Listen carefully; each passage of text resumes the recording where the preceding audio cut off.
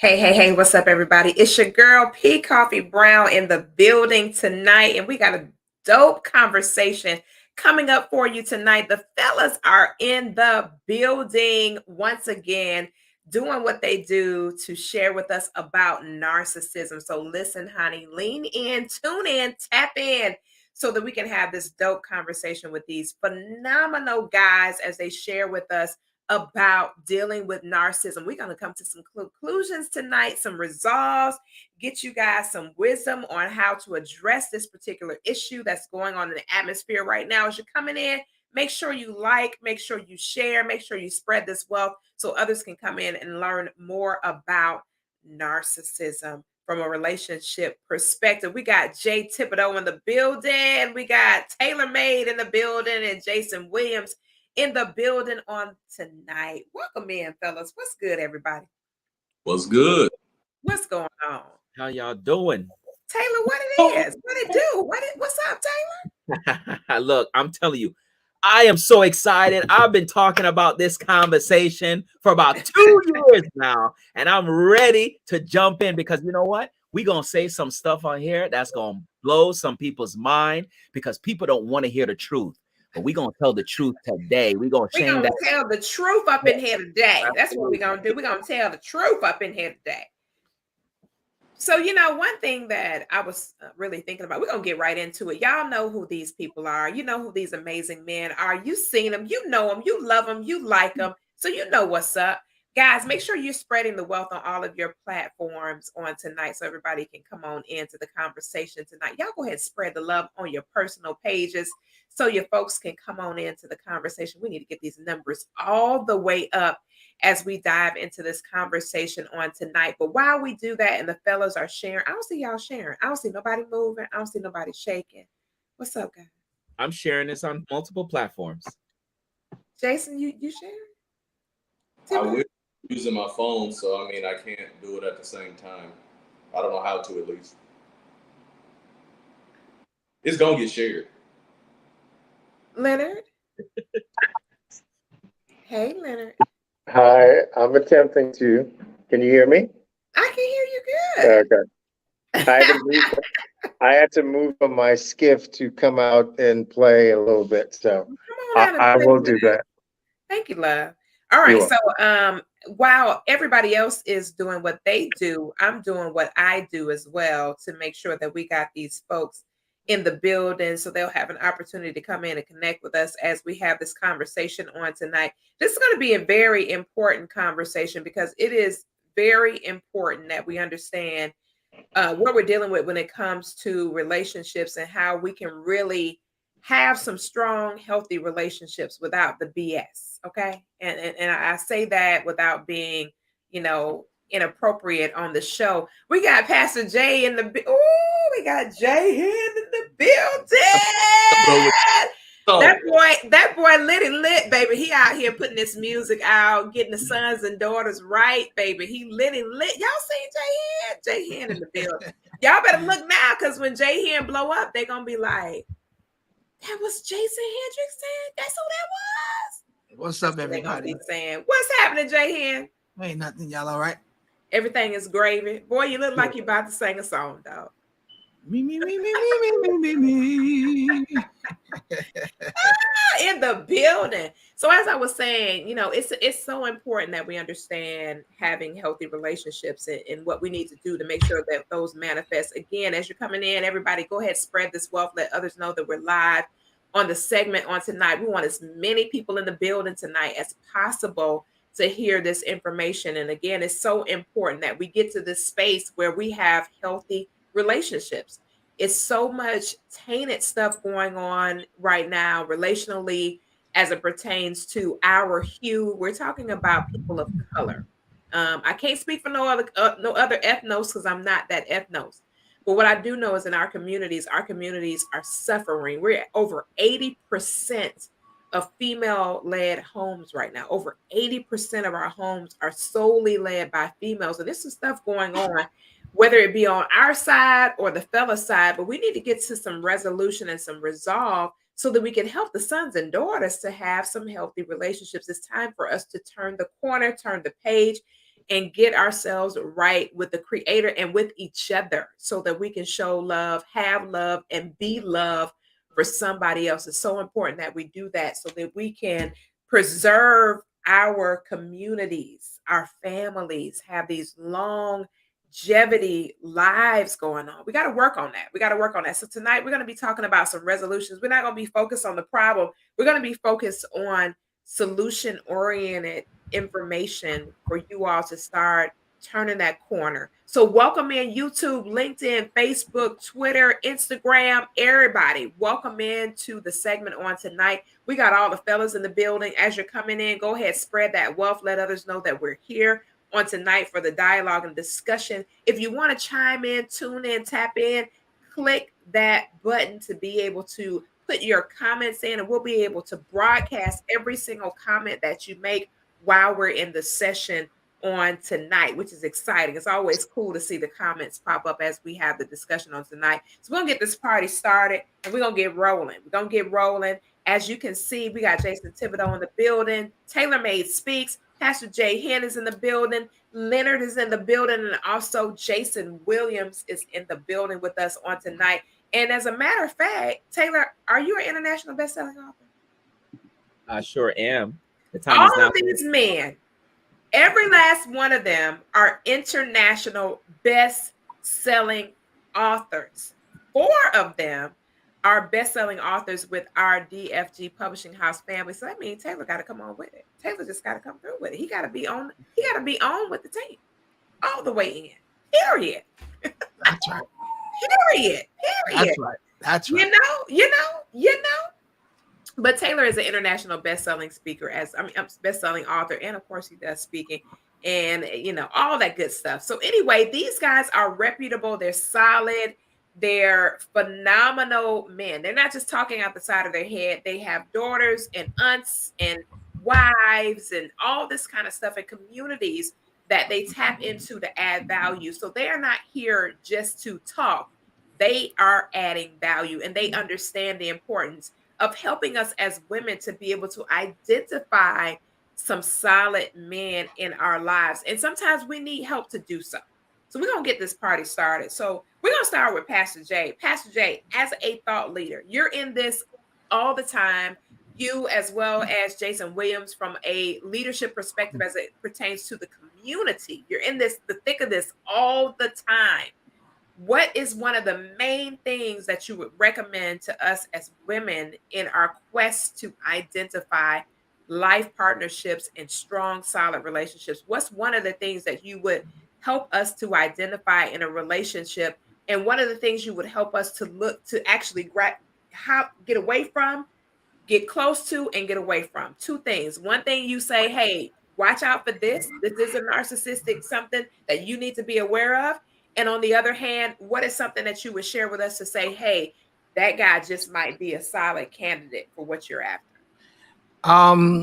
The first thing I would say is to all the ladies and even the fellas, you have to identify if the relationship you're in is transactional or relational. I think that it is a poor decision to be in a transactional relationship and not know it. Because what happens is if you are in a transactional relationship and you no longer can commit to the transaction, you catch a brick. Whereas if you're in a relationship that's relational, that will love you in your good times, bad times, whether you can give or not, that's the key thing. And me being a pastor, I equate all relationships to God. God is not a transactional God, because I can't keep up with how good he is, how faithful he is, how consistent he blesses me, how much he does for me. So if I was trying to do an exchange with God based on transaction, I would lose.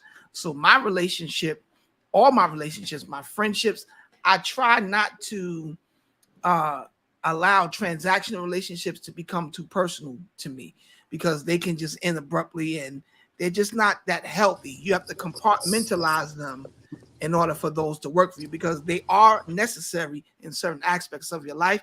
But when it comes to your personal life, I think that people need to start looking and hunting, in so many words, for relational relationships, where you can actually benefit from the give and take. And if I happen to hit a hard season in my life, because you're relational with me, you'll cover me. You'll push me to recovery. You'll help me build myself back up. But if my relationship with you is transactional and I can't pay anymore, you're going to move on to the next person.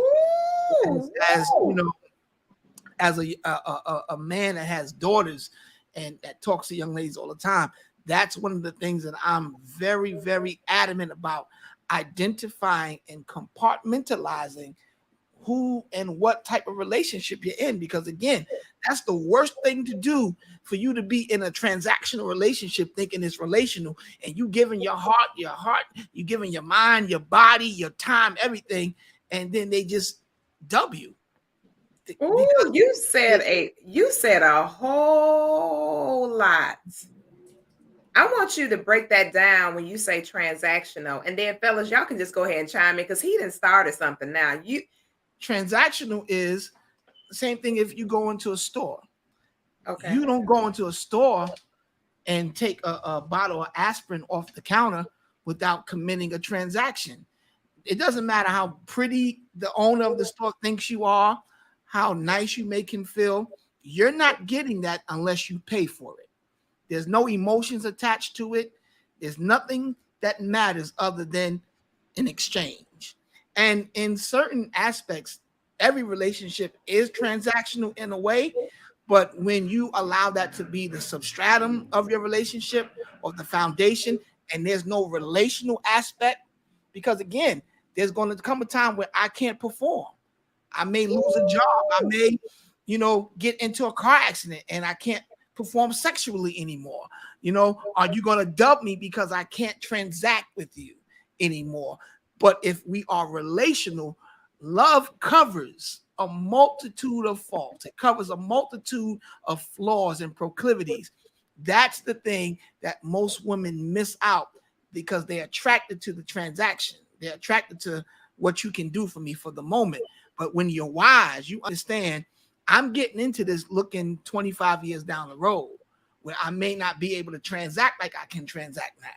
And I need to know that if I'm going to invest my time, my body, my gifts, my finances into something, is it going to pay off for me in the long run? And you only know that when the relationship that you're in is not transactional, but relational. Whew, dude, that's a lot. That is a lot. That's very good, sir. Thank you. I'm still stuck at the word. I'm stuck at the word where he said substratum. Go ahead, brother. All right. So no, but anyway. So P. Koffe, listen though.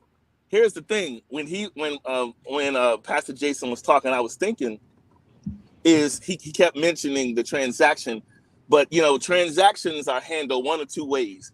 Either the person shows up leading with their merchandise. Oh, how you gonna start? Or can you guys hear me? Yeah, you good now, because you skipped. I'm sorry. Yeah, I said either the person shows up with their merchandise, which becomes the central focus point that the other person is now desiring. They're like, oh, I see what you're bringing, you're offering. I would like to use that. Or you have the people that seek for that come, maybe you're not showing them anything, but if their goal is to just find a transaction, they will hang long enough to discover where that treasure lies and then seek it. And then the transaction begins. Once that person agrees to it, the transaction begins. But all of us are wise enough to know, or should be wise enough to know, that no one comes into any relationship being 100% honest. I say this all the time. All of us lie in relationships.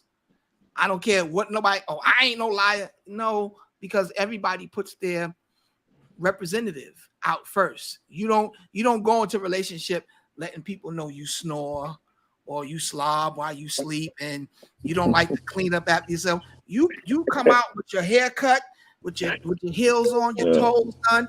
You send out that representative, and that's not who we are. That's a part of who we are. Ooh, but so we all start off every relationship with a little bit of dishonesty anyway. So we have to now see past that and understand that after I get past the representative, is this someone that I can be relational with? Because every woman that I have heard say, I don't need no man, you a liar. You're a liar, because that goes against the order of how God created us. We were created to meet the need of the opposite sex. God looked at everything that he created and said it was good except man. When it got to man, he said, oh, this ain't good. It's not good for us to be by ourselves. It's not in the intent of God for us to be by ourselves. So we all are created to be relational, but a lot of times we get caught in transaction more than we do relationships. So would you suggest that the way that, man, this is juicy. Would you suggest that the way that we start off relationships is not healthy? Because we start off with these expectations, and maybe it's narcissistic expectations. Taylor, help me with this one. Maybe it's narcissistic expectations. We start off with having the expectancy that, you know, hey, said guy, he gonna do this, he gonna do that, he gonna do this, he gonna do that. We going here, we gonna do this, this is how this is going to play out. And that's transactional. Are we causing the narcissism to be a part of our equation because that's how we're starting out? We're basically coming in with those tendencies of the my, and this is the way that whatever. Are we messing up in how we're starting off? Is that where the real problem's coming from? Well, I think that, first of all, I think a lot of people are delusional. Let's start there. A lot of people most people don't know what they want. Most people are wanting things that their girlfriend, their homeboy, their parents had. Oh, my daddy did this for my mother. Well, you ain't your daddy, and you ain't your mother. You're you. What do you want? I get it. We have role models, we have leaders, we have people that we look up to. But what do you want? Let's start there, right? And until you have that honest answer, knowing what you want out of a relationship and not what everybody else have, then we can have a real truce on things that we're looking for. So yeah, I totally agree. We form this picture in our mind, what we see on social media, what we see on TV, what we see what our friends have, and that's what I want. Well, then when you meet somebody, right? And I've always said this, you have to meet people where they are, right? Let me say that again. You have to meet people where they are. And the way how people are dating, yes, you might be intentional, but you're still going out there in the ocean. You're meeting random people, right? That's walking up to you, that you meet on social media, that's trying to holler at you, that want to take you out. You don't have a clue how they are, what their expectation is, what they're looking for. Because a lot of times, let's just be honest, the conversation don't get that far before the meet. Everybody's in a rush to meet the person, right? To see what they look like in person. Make sure they're not catfish. Let me see if they got a nice car. Let me see what they working with. You know, all of these superficial things, other than just having that conversation to say, hey, you know, some people can put everything on the table in the beginning, and some people, like Pastor Jay, you know, we don't put everything on the table, right? Because you put everything on the table, then you're going to scare some people away. A matter of fact, I think if everybody put everything on the table, nobody would have anybody. So I think we have to start there, where we have an honest conversation. We meet the person where they're at, and we build from there. That's good. Jason, I see you. I knew you was coming in. I seen you. Your whole eyes was just lit up. Man, these fellas here are definitely on point. And I want to add to it by just saying this. If we would stop coming into relationships thinking, what's in it for me? And start thinking, what can I bring to the table and what can we build? Or at least let's start with, let me get to know you, instead of the facade that you see on social media. Because case in point, pretty much everybody on social media, if you really pay attention, everybody's life usually looks pretty damn good. Looks like balling. Everybody got this nice ass car. I'm sorry, I might actually curse tonight. I've been trying not to. But everybody got these nice cars. They got this wonderful lifestyle. Everybody's balling out of control. They're always out. They always doing all this other stuff. And when I see that and I meet somebody, one of the first things I may ask, and granted, I'm not in the dating field, but I used to travel a lot and I'd meet people between here and Louisiana. I'm in Texas. Between Texas and Louisiana, like it ain't nothing. And especially back in the day when I was single traveling, I would meet young ladies and they'd be like, "Oh, what can you do for me?" And I was like, "That's an interesting question. What can you do for me?" "Well, I don't really cook, I don't really clean, but I'll keep you satisfied." And like my other man, Pastor Jay, said, at some point, I'm going to reach a stage in my life to where there's certain things I can't perform like I used to when I was in my 20s. You know what I mean? Or I have other health issues, or like I am now, I don't always want to be on the scene. I'd like for you just to come right over here and sit down, hang out with me in the man cave. That's where I'm at. That's why you see a different background. Hang out in the man cave and let's just watch TV. Let's just have a conversation. If you always got to be on the scene, if you always got to be seen, the hell do I need you for? That's not a real relationship. A real relationship, you're going to have ups and downs. A real relationship, you're not going to always have that representative showing up. A real relationship, you don't always have to try to be that strong person. You don't have to be the loudest person in the room. You know what I mean? Show up and be your true self. Whether you know it or not, a lot of the men that you're, and I'm assuming, you know, with all these men on the panel, we're talking to the ladies. A lot of the men that you're looking for are looking for somebody who can humble themselves. Not everybody wants somebody overly boisterous, the loudest person in the room. I don't need you to show me how strong you are all the time. You want to show me how strong you are? Show me how you deal with real issues that we deal with from day to day. Who pissed you off at work? Do you even have a damn job? Uh-oh. If you see the house is a mess, are you going to help me kind of halfway keep it clean, especially if you help me make that mess? These are just things that are in my mind. So when I meet somebody, or if I actually go visit your place, I'm looking at the same stuff you're looking at. How do you keep house? If every time I got to see you, you always made up and everything else, who the hell is the real you? Let me see you with that bonnet on. Not in Walmart. Keep it at the house. But if we're going to actually start getting to know each other, I don't need to see you with your face beat all the damn time. Hell, I'm a hugger. I like to hug. I don't need your face on my shoulder right here every damn time I see you. You see what I'm saying? Hey, Jay, I want to start talking with an accent like you. Hey, bro, this accent is I like that, man. It just sounds more believable. In Louisiana. Don't get him started with that. Listen, I love it. Let me try it real quick. I'm a hugger. I don't want to see your face right here on my shoulder. Pretty much. Pretty much. I just had a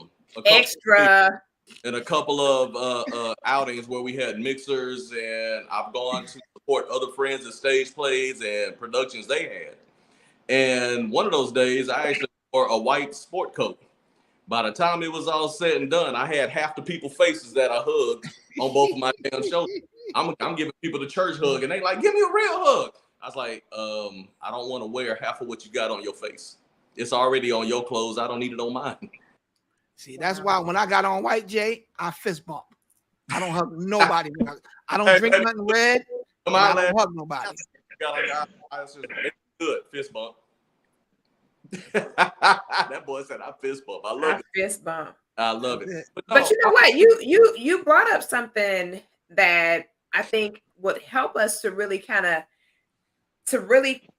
dig deeper with people while we're dealing with them, and that is the concept of I really want to get to know who you are as a human being, just as a human being.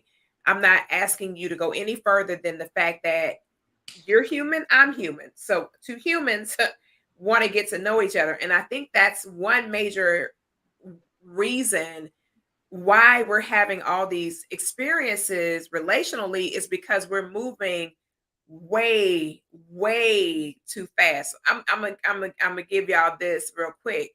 Leonard and I met through a group on Facebook.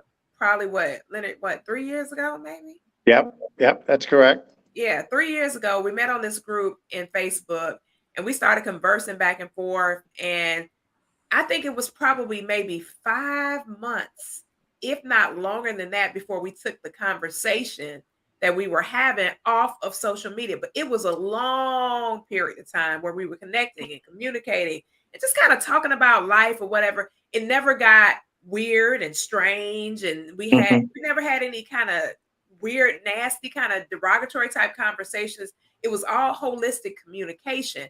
And then from there, we built a real strong, solid friendship. Here it is 3 days later. We've done collaborations together and certain other things that we do together as well. Right. But had we not had those building blocks and foundational things from a friendship perspective, then it would have been something turned bad, like the rest of the conversations that start off in the DMs. It would have been something crazy. I met Charles through social media. Although I knew who he was, he knew who I was. We actually didn't connect until social media and building those rapports, and then started doing collaborations, connecting, getting stuff done. But those conversations were never tainted. They were never unhealthy. They were never compromised. And I think a lot of the challenges with us with women is that when we find ourselves in a state of attraction to somebody, we don't understand that attraction doesn't mean intentional relationship. That doesn't mean that the son of God gonna be your husband. None of that. It has no weight to it. It's just you met somebody. There's some kind of form of attraction. Me and Taylor, we met in Clubhouse a year ago, and we've been buddies ever since that time. Again, no tainted conversations, nothing crazy. Me and Jason, both Jasons, met in direct sales years ago. I'm talking about many, many years ago. No tainted conversations, nothing crazy, nothing inappropriate. And that's why we're here today. This is how longevity happens between men and women. You got to start those foundations. Pastor Jay, I met Pastor Jay in New York at a conference. Been rolling ever since. He's written in 2 or 3 publications with us, Pastor Jay? 2 publications with us, getting ready to release his solo project. And so on and so forth. So I'm saying this to the ladies is that you got to slow down. We got to slow down as women, not just me, but all of us as women. We got to slow the train down to really get to know somebody's son, to even identify if he is somebody's son. We can tell the narcissistic stuff and everything else ahead of time before we even get involved if we stay unglued. If there is no transaction, then I don't have no issue. If there's no transaction, I mean, you don't have anything, I don't have anything. Both of us can walk away with a clean slate. We good. But when we start having these issues like Pastor Jay talked about with the transactions and giving energy, however you give the energy, DNA swaps, transactional financial swap, whatever the case might be, when somebody starts exchanging energy, energy comes with an exchange rate. And that's another way that we're having these challenges is that we really don't want the exchange rate. We really don't want what we getting. And it's because we're initiating incorrectly. The initiation is wrong. There's something else I want to say. It might be taken slightly off topic, but there's a challenge I want to put out there and something I just want to put in thought to everybody who's listening, especially the ladies. While I will agree that as men, we need to step up, be in more of our children's life, be in the household more when we're producing kids and these types of things. To me, one of the most narcissistic behaviors that I see with women is that if the man is not there, especially if there's a son in the house, why are you raising that son to be the man that you complain about? Ooh, That's a narcissistic behavior. I'm gonna let Jason Williams go with that one. I want to sit here. I want y'all to think about that. You'll say there's no good men out here. At times, I hear that crap all the time, especially when I used to get on Clubhouse all the time. Taylor, you know what the hell I'm talking about. Well, I need these men to step up. I need this. I need that. I need this. I need that. No, baby, that's what you want. But the thing is, you got a young man at the house. Why not raise him to be that example? Because here's the deal. Most of the people in our circles are in their 30s and 40s, and most of us have kids. There's not always a man in the house. Pastor Jay, just like you, I'm a girl dad. So that's one of the things that I talk about as well. It's like whenever you do have a kid, if that dude decide to be sorry and everything else, are you gonna raise that kid to be sorry? Or are you gonna raise that kid to step the hell up? To me, narcissistic behavior doesn't have to necessarily be the loud, rude person that most of us come to think of when we think of narcissism. You know what I mean? It don't always have to be the asshole that you see out and about that's showing out, or whatever the case may be. It can be what it is that you got going on in your own household. And that goes for girl dads that's raising your daughters. You know what I mean? Most of the time you'll notice that the men try to keep their daughters away from certain people because we know how we can be. Why are you not doing that with your sons as well? So, like I said, narcissism it can be very big, right? It doesn't have to be the traditional definitions that we like to put on it. And one of the things that you have to be careful of, and that's the reason why I said earlier about humbling yourselves, is because I was watching a young lady that was doing videos, and she would find videos online and she would talk about it, you know, like the things you see on TikTok. Somebody might make a video talking about how sorry somebody is and this, that, and the other, or how they may not like. One of the videos was talking about who eats first, the kids or the husband, right? There was a lot of women that got on there making videos themselves that she got a hold of, talking, you know, and they're expressing their opinions, and some of them are taking shots at her. It's like, if you disagree, that's fine. Just disagree. Not everything, number one, needs a damn comment. So you're looking for attention your damn self, right?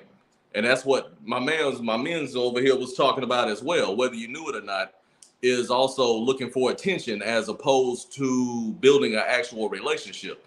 That's also what I was talking about. If you got to always be on the scene, then you're looking for attention and you're running from something, and or running from something. You see what I mean? So for one, when it comes to this narcissistic behavior and the things that you're attracted to, really what I'm getting at is look within first. Look within.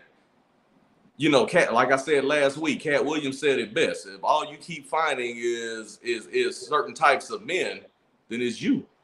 If you over 30 years old still talking about all men ain't crap, it's you. It's the type of guys that you're attracted to and what it is that you're going after. We have to look within first. That goes for the men on this platform, the men in the world, but it also goes towards the ladies. Right now, we're talking towards the ladies. If that stung you, good. I don't necessarily need to be your friend. I got enough of them. Trust me.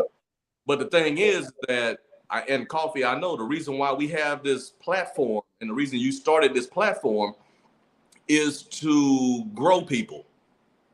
That's most, you know, a lot of times people, that's what they say they're getting on Clubhouse to do. Well, let me help you grow and everything else. And then they get on there and they battle each other. Why does everything have to be a battle? We can disagree and still be adults. But if you keep having a whirlwind of relationships that keep turning out the same, and you keep finding yourself associating with and attracted to narcissistic men that you know aren't good for you, then you're chasing a lifestyle. You're not chasing a relationship. You want to be seen. You want what you think this person can provide for you and give you. How about you go into this relationship being genuine, just looking to meet a friend? Like Koffe said, I've known you for what, over 13, 14 years? Yeah, something like that. We're so close in terms of talking business and everything else that when we're in person and around other people, that's going on between me and her. Not a damn thing. That's their own insecurities. Look Jason, within. you got a boat over there or something, Jason Williams?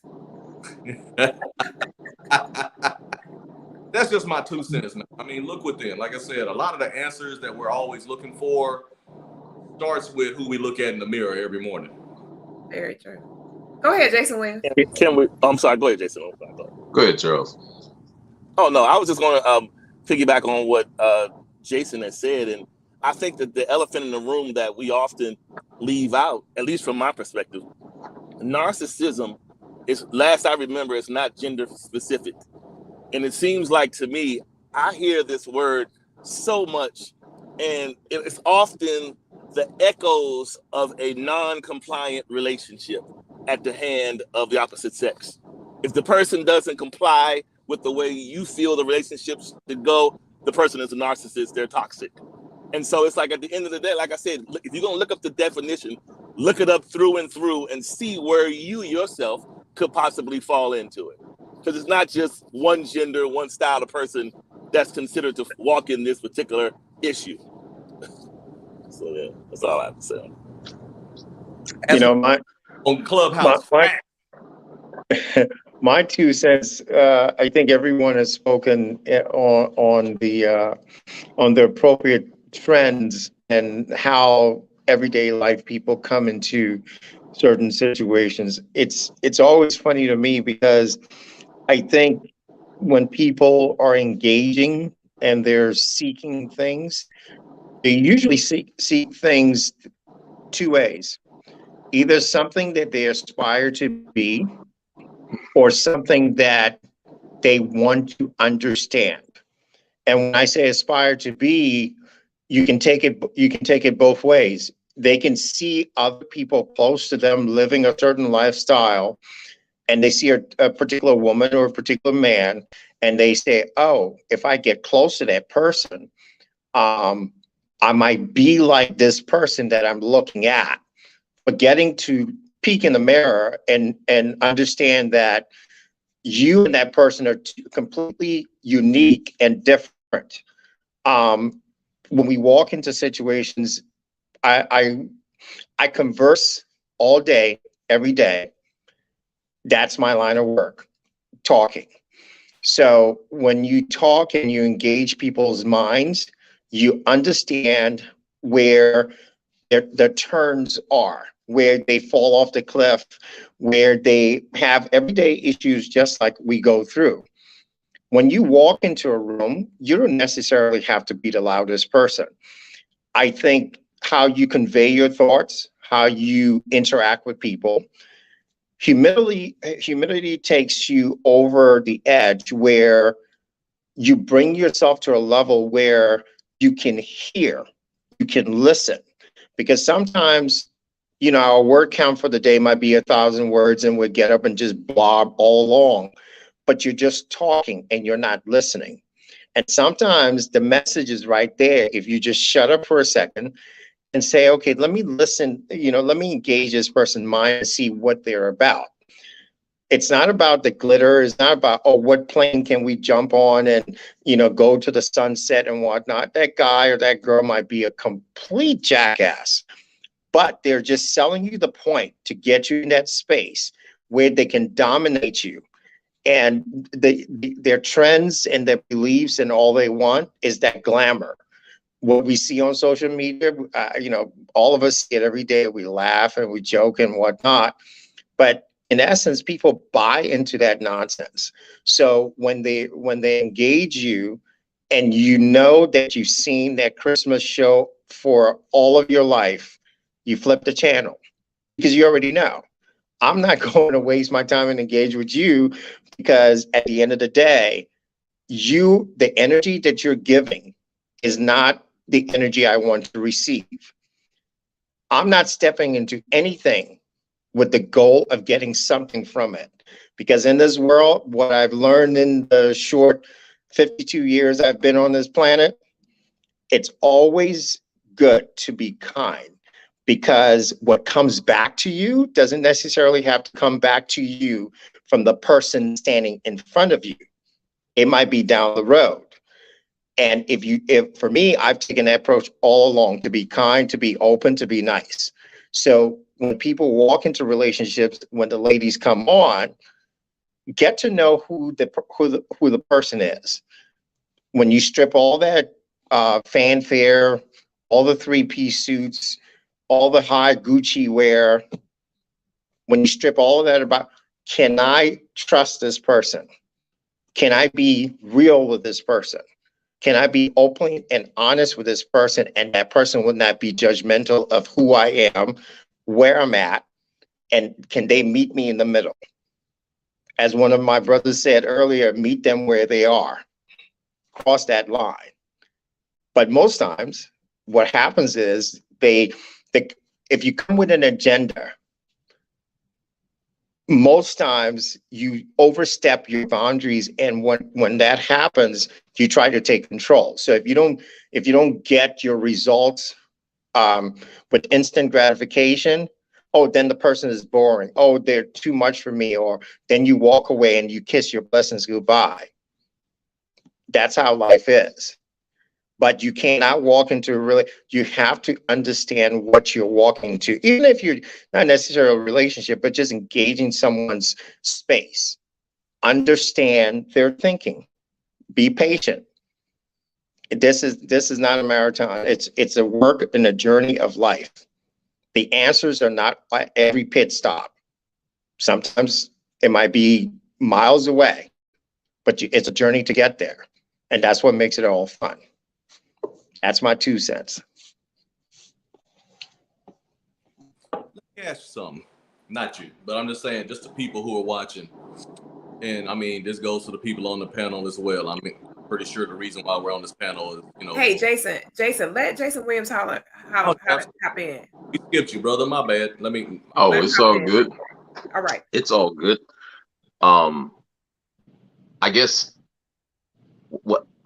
the biggest thing for me is it's similar to what Leonard said, and it's also similar to what Pastor Jay said. Right now, the first conversation most people have is, what do you bring to the table? And we hear what people say, and we see what they say that they bring to the table and all this other stuff. But the reality is, in a relationship, is there really a table? And I'm just throwing this out there, because in most relationships, people come in with preconceived notions as to what the other person is supposed to do and what the other person is supposed to be. But that's not real. Most of us in our 20s really didn't know who we wanted to be with. We thought we did. We had a good idea of what we felt like she should look like, or he should look like, what they should be, where they should be in life, and all this other stuff. But I'm similar to Leonard. With my time that on this planet, I found that a lot of what we need is not in what we want. A lot of those things that we need to help us to really be in a great relationship doesn't come in the package that you think it should come in. And now, not saying that it can't, but for most people, it doesn't come in the package that you're expecting. I'll say it that way. It comes in the package that God sends you. And when you see that package, I think a lot of us in our younger days, and I know I say that for me myself, we've probably missed our blessings because of the fact that we were looking for a certain type, or a certain, she had to be this, she had to be that, she had to have all of these things in line before I would even want to talk to her. Even though the girl that probably would have treated you like a king just didn't fit your mold at that time in life. So a lot of times when we start these conversations with agendas, and we say, okay, my guy got to do this, my guy has to be like this, my guy has to be like that. That's cool. I understand everybody having a list, having certain levels of expectations. I have no problems with that.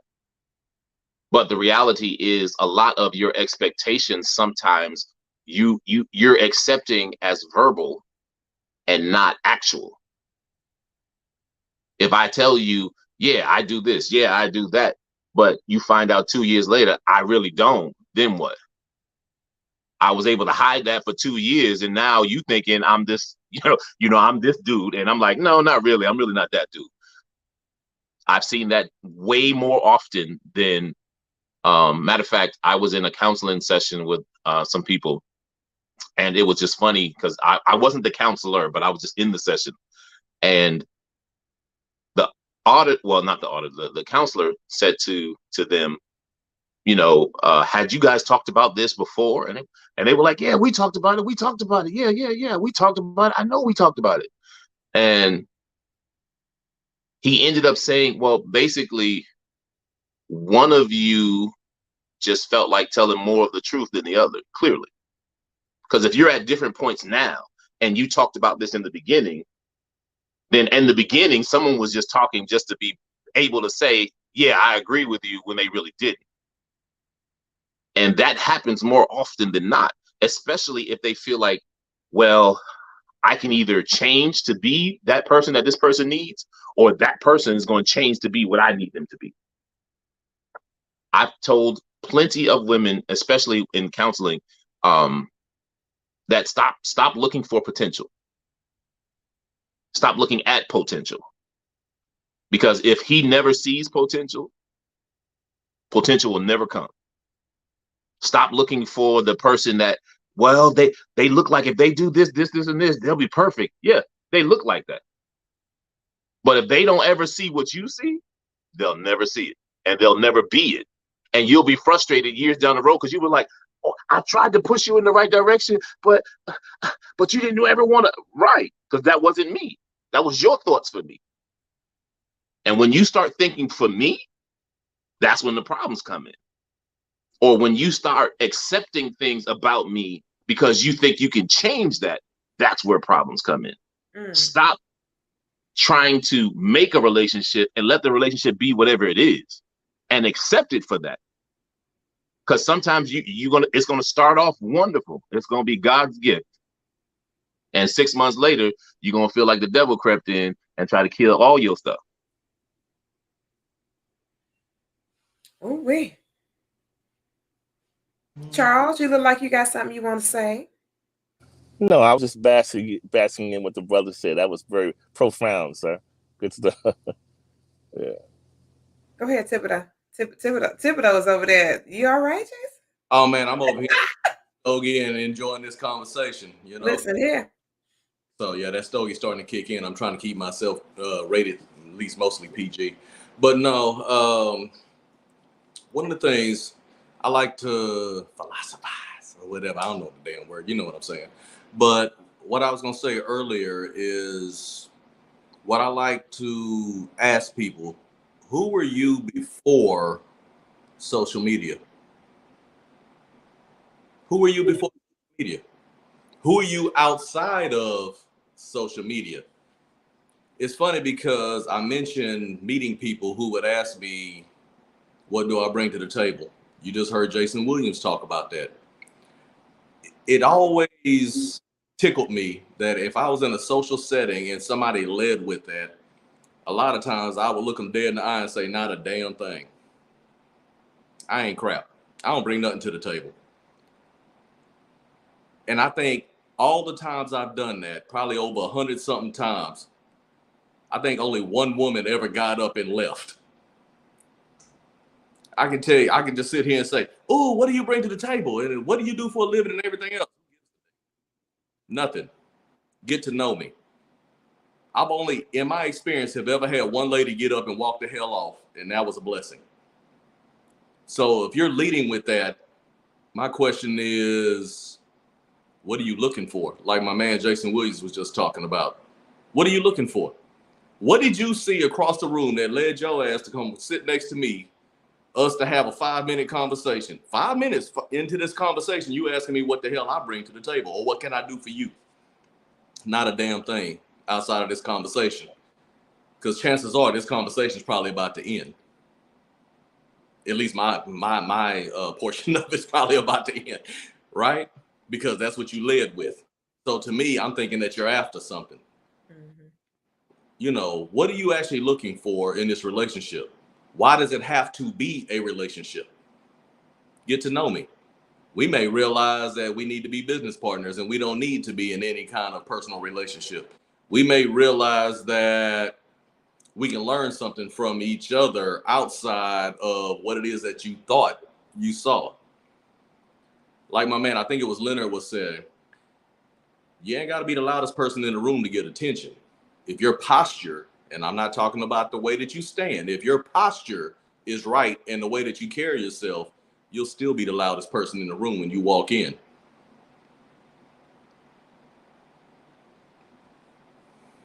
Period. Taylor, what you thinking, Taylor? I mean, it's crazy. I think that, you know,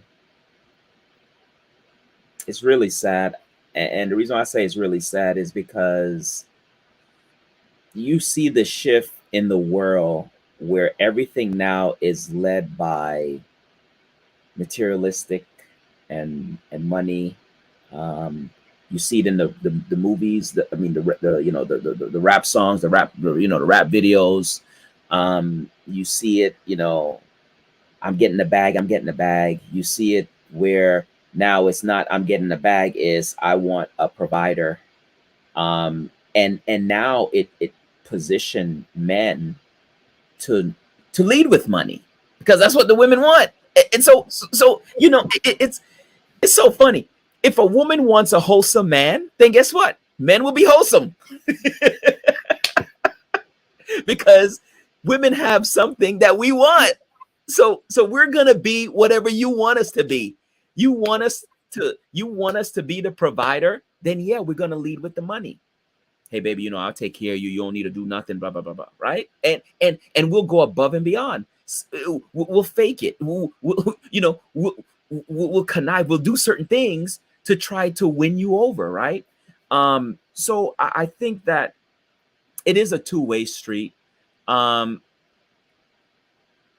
I don't hear conversations of I'm looking for somebody that's faithful. I hear those conversations, but those are not the first words that's being led. So when the first words that's being led is what can you do for me? The defense now is, well, if I do for you, what you gonna do for me? Right? And that's what it is. Like you know, I'm gonna say this, and I'm gonna be vulnerable. I'm gonna be quiet. I met a woman online years ago, and I was like, "Man, you know, I'm hungry." She was like, I was like, I'm hungry. I wanted to go some IHOP. IHOP open late at night. It was like 1:30 in the morning, and I was and you know, I was like, "Hey, do you want to meet up?" This was first time our meeting up, right? Do you want to meet up? You know, we could go grab something to eat. And she came back and told me that she wanted. She goes, "Can you give me some money? Forget about the food." Okay. In my days back then, I'm like, okay, now we switch gears. It's on. Now we went from getting to know relationship path to now business. So now you want money and I want sex. And that's what it is. That's illegal, Taylor. That's illegal in a lot of places, Reverend. Now look, transactional. Oh my goodness. I knew Pastor Jay was going to act up on that one. The whole time I was waiting for him to drop the mic, and he just did. Perfect. Thank you. I was like, oh, Jay Hen got something to say about that now. And listen, but you know what? But it's true though. It's true. It's an unfortunate truth because that's why I was saying, are we setting up the whole scenario wrong? Because if you listen to conversations that we have about relationships and dating, somebody always looking for somebody else to do something. Like automatically, like, okay, well, So, you know, what I have learned and what I teach other women, especially in coaching sessions, I say, hey, when you first meet the son of God, one of God's sons, how about you learn how to go Dutch? You bring your resources to the table. Son of God bring his resources to the table. And everybody walks away with a clean slate. There's been no instance where anybody can feel like there's any violation because everybody participated. But isn't that sending him the wrong message? Isn't that sending? No, it's not. What it is that you're showing that I am responsible for what I do in this scenario, and you're responsible for what you do in this scenario as we begin to get to know each other. Right. From there, we can take it to another perspective.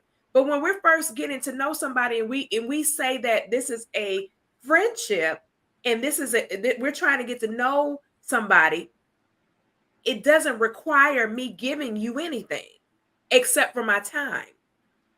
Doesn't require anything else if I'm just getting to know you. And sometimes that's even a stretch, because I think that we call it in church discernment, but I think everybody has that intuition. Women may have it stronger than men, but once I pick up that you are a certain type of individual, you will never tap into a certain side of me, because I'm a provider by nature. And so when I'm out with a group of friends or I'm out with a young lady, if I pick up that she's on the up and up, nobody ever pays when they with me.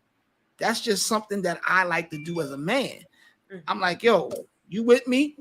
If you pull your card out on a date with me, I'm insulted. I take that as an offense, because I'm the type of man that says, yo, I got this when it comes to this part. But if I pick up that you're a user, that you trying to hustle, I done pick that up in the first 30 seconds I met you. First time we talk, I can pick it up. And I'm like, all right, so I compartmentalize you. You become a hit and quit type of situation where a transaction. It's a transaction. There's nothing. You become a transaction. No relation there, right. And we'll have relations, but there'll be no relational aspect to it. But there'll be no relating. Wow. Right. You have relations, but no relating. And then a thing that people need to understand: the quickest way to wisdom is questions. A lot of people don't know things because they don't ask questions. You're mesmerized by this personality that people have built on social media, and none of it is real. Nobody, like Jay said, nobody posts their failures. Nobody posts their accidents, the bad days that they have. People only post what they want you to believe. And if you're crazy enough to think that I don't have no bad days because all you see is me winning awards and putting out videos, I go through some real crap in my life. But I'm not going to post that part because that's private. That's for me, and that's reserved for the people that have proven to have a certain space in my life. And everybody they can handle that aspect of who you are. Because at the end of the day, exactly, everybody on this panel, everybody that's watching, we all have great days. We have, not so great days. And we pick and choose. And don't you realize, everybody needs to realize that one picture that you see posted, I took 15 before that. I only take one, Jay. But go ahead. No, you ain't that nice. You nice, but you ain't that nice. I'm not. I'm clean with it, dog. I'm clean with it. I've been doing it for a long time. I'm clean with it, dog. You understand what I'm saying? But people need to understand that, what you see is a progress to get to that point. Don't be deceived by people that are working to make something real in the world that's fake. It's like guys that are building businesses. I teach them to hustle. I'm like, you see these guys out here with 100,000 followers, bro, don't waste your time trying to do that the right way. Play the game in social media, because half of these dudes is paying for these followers. Right. It's not real. And we spend so much time trying to be integral and honest in a world that doesn't really exist. Social media is not real. It's not what it's supposed to be. So you got to know how to maneuver in these spaces and understand that I will become more informative if I ask the difficult questions. I don't care how nice your hips are, what color lipstick you wear. Outside pulchritude is false. Because who are you when you take all that stuff off? Can you cook? Can you minister to me when I've been beat up outside and I need a place of refuge? Can you be that for me? If not, I can get a good looking chick anywhere. I ain't no slouch. Ain't none of us slouches. You know what I'm saying? We could get that anywhere, but can you become a woman of substance that will become a partner that I can build a life with when I no longer have to be performative? because all of us that are out front and artists and creatives, we are constantly in performance mode. Yeah. But who am I when I come off the stage? Who am I when I come out the pulpit? Can you handle that dude? And if you can handle that dude, you're the one. Wow. I tell you, listen here. Lord, these men. Fellas, listen, listen, y'all. We gonna have to hit this one more time to close out the doors of the church. Of course, you know, just listening to what you all are sharing, it's just so valuable for us as women to be able to take the nuggets. You know, it's like anything else, ladies. You chew up the meat, spit out the bones. Whatever doesn't apply to you, it doesn't apply. But I will say this: somebody needs to make application to what has been shared.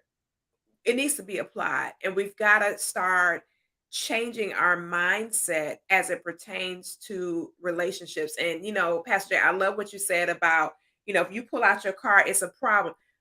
I make the statement that I made with the fact that I've never actually come out of my pocket to pay, but I have come to the table prepared to take care of what I participated in. Nonetheless, that's not always the case with everybody. You know, like you said, we're living in such an interesting time. And when you're getting to know somebody, you don't know what that person is going to be, what that outcome is going to be. That person, you don't know because you don't know them. And the more we get in this space of building relationships, investment of time, we got to invest in each other. And I think that's one of the biggest things that we're missing. That's why we don't catch the narcissistic traits. That's why we're not catching that this particular individual, like Charles said earlier, doesn't matter what the gender is. This particular individual is just not a healthy connection for me as a human being. Doesn't make them right or wrong, doesn't make them good or bad. It just doesn't make them good for me. And I think we're missing some of the biggest key elements in relationship building by not taking the time to invest and get to know each other. So important, so very important.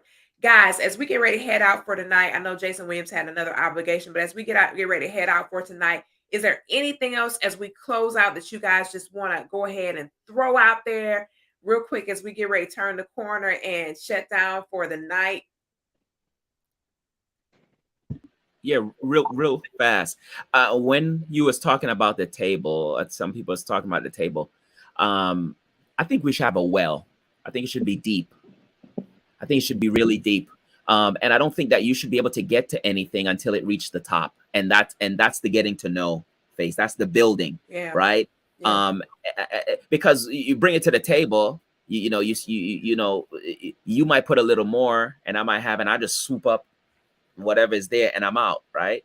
But that's just what I thought that came to my mind. Go ahead, Jason, and I know Leonard wanted to say something too. No, go ahead, Leonard. Go handle your business, bro. No, in short, I always walk away with this simple thought: always be kind, always keep an open mind, and always listen. Trust your instincts, and just learn, because you might not have all the answers, but at the end of the day, you know, what you see that's glitz and glamour when you look in the mirror, if you have to do cartwheels to get to it, maybe that's not for you. So just, you know, make sure that you're open and your real self as much as you can be when you walk into that space. You don't have to be loud. You just have to be you. That's it. Love it. Go ahead, Jason. One of the things, and I would recommend this to anybody, male, female, not gender specific.